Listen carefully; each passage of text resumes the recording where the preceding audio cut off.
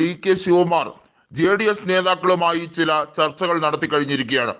JDS നേതാക്കൾ കോൺഗ്രസിലേക്ക് എത്തുന്നതുമായി ബന്ധപ്പെട്ട ആലോചനയാണ് അവിടെ നടക്കുന്നത്. ലോക്സഭാ തെരഞ്ഞെടുപ്പിൽ JDS-ൽ നിന്നും വിട്ട് കോൺഗ്രസിലേക്ക് വന്നാൽ ടിക്കറ്റ് ഉൾപ്പെടെ നൽകുന്നതിനെ കുറിച്ച് വലിയ രീതിയിൽ ചർച്ചയുണ്ട്. മാത്രമല്ല, കോൺഗ്രസിന് കർണാടകയിലെ 28 സീറ്റുകളും നേടിയെടുക്കുക എന്നുള്ളത് ഏറ്റവും പ്രാധാന്യമുള്ളൊരു കാര്യമാണ്. 2019 ലോക്സഭാ തെരഞ്ഞെടുപ്പിൽ കർണാടകയിൽ നേടിയ ഒരേ ഒരു സീറ്റ് DK സുരേഷിൻ്റെതായിരുന്നു. അത് ശിവകുമാറിന്റെ അനിയനായിരുന്നു എന്നുള്ളത് എടുത്തു പറയേണ്ട ഒരു കാര്യമാണ്. മറ്റൊരു സീറ്റും നേടാൻ കഴിഞ്ഞില്ല എന്നുള്ളത് ദൗർഭാഗ്യകരമായ ഒരു കാര്യം തന്നെയായിരുന്നു. ഇത്രയും സീറ്റ് ഉണ്ടായിട്ടും അന്ന് JDS-മായി സഖ്യത്തിൽ മത്സരിച്ച കോൺഗ്രസിന് വലിയ അമളിയാണ് പറ്റിയത് എന്നുള്ളത് എടുത്തു പറയേണ്ട കാര്യമാണ്. 2023 നിയമസഭാ തെരഞ്ഞെടുപ്പായപ്പോൾ കർണാടകത്തിൽ കോൺഗ്രസ് കേവല ഭൂരിപക്ഷവും മറികടന്ന് 135ഓളം സീറ്റുകൾ നേടിയെടുത്തു. ഇപ്പോഴിതാ JDS-ലെ 15ഓളം MLA-മാർ കോൺഗ്രസിലേക്ക് വരുന്നതിനെ പറ്റി ആലോചിച്ചുകൊണ്ടിരിക്കുകയാണ്. കാരണം JDS പൊട്ടിപ്പൊളിഞ്ഞു, JDS-ന്റെ സംവിധാനം തന്നെ പൊളിഞ്ഞിരിക്കുന്നു എന്നുള്ളതാണ്.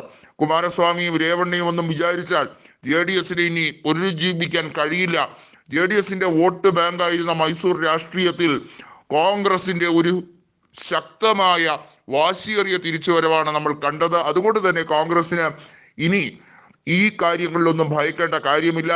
JDS എന്ന പാർട്ടി തന്നെ നാമാവിശേഷമായി കഴിഞ്ഞിരിക്കുന്നു. അത് ഈ ഒരു സമയത്തോടുകൂടി, ഈ തെരഞ്ഞെടുപ്പോടുകൂടി അത് തീർന്നു എന്നതിന് പറയേണ്ട കാര്യമാണ്. ലോക്സഭാ തെരഞ്ഞെടുപ്പിലും JDS-ന് കാര്യമായ വോട്ട് കിട്ടില്ല, അതും കോൺഗ്രസിന്റെ പെട്ടിയിലേക്ക് വീഴും എന്ന് തന്നെയാണ് കോൺഗ്രസ് നേതാക്കൾ വ്യക്തമായി പറയുന്നത്. അതിന് കാരണവുമുണ്ട്. JDS-ന് കിട്ടിയിരിക്കുന്ന പരമ്പരാഗതമായ ന്യൂനപക്ഷ വോട്ടുകൾ കോൺഗ്രസിലേക്ക് ഏകീകരിക്കുന്നു എന്നുള്ളത് എടുത്തു പറയേണ്ട ഒരു കാര്യമാണ്.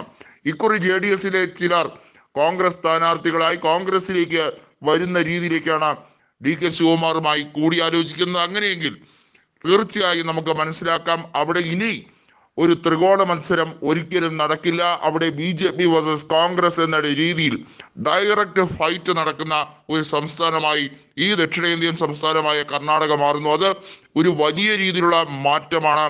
JDS-ലെ മുഴുവൻ വോട്ടുകളും എൻ ബ്ലോക്കായി കോൺഗ്രസിലേക്ക് എത്തുന്ന ഒരു പ്രത്യേക രാഷ്ട്രീയ സാഹചര്യം അവിടെ DK ശിവകുമാറിന്റെ നേതൃത്വത്തിൽ അരങ്ങേറ്റം കുറിച്ചിരിക്കുന്നു എന്ന് തന്നെ പറയേണ്ടി വരും.